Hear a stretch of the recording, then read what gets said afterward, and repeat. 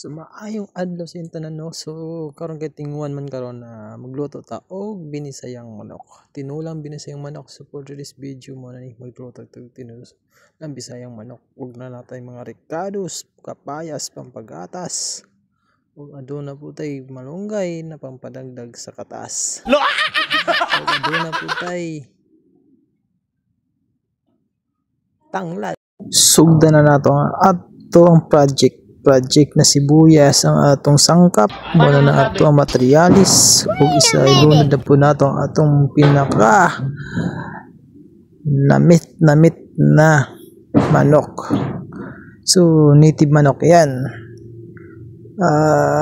Lasado kayo ang sabawan na. So mikos muna na nato gimikos ug tarong para matuhop ang iyang mga nasa utak pa nato na maulang kay di na tarong takop. So muna po na butang na po nato sa ang kapayas na pampandagdag sa katas ug muna na siya hingkulo na mulang ni ron piti na pod di na po tay sangkap nga luya, sili, kamatis ug butangan nato isa ka taklob nga bitsi asin pa di ay og isa ka mobil nga magic sarap og kimikos nato ug butangan nato ang pinaka lasadong nor cube. So muna na og lagi pait na piti na pod ang bahaw ug mangol sa tadaan dira og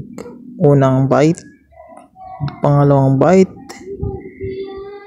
pangatlong bite ay sarap talaga, the best, walang makapag kumpara basta native na imong sudan na manok. So hamal lang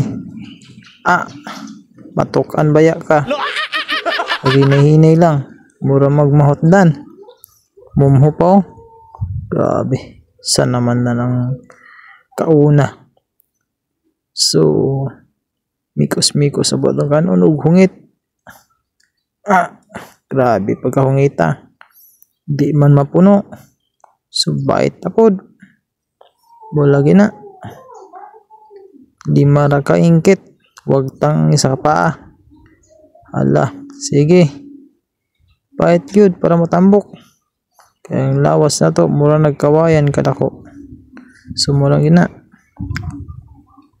Pati bukog daginuton bili na para na sa atong mga alagang iring. So yun isa pa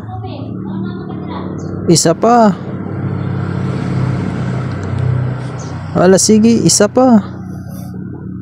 So kit pa mabukog baya ka ha ago kit-kita pa. Sige pa.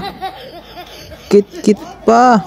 So, walay makatlabaw pa aning sudanan ni. Basta mo na ni. Yun. The best talaga. Basta bisayang manok na sinabaw.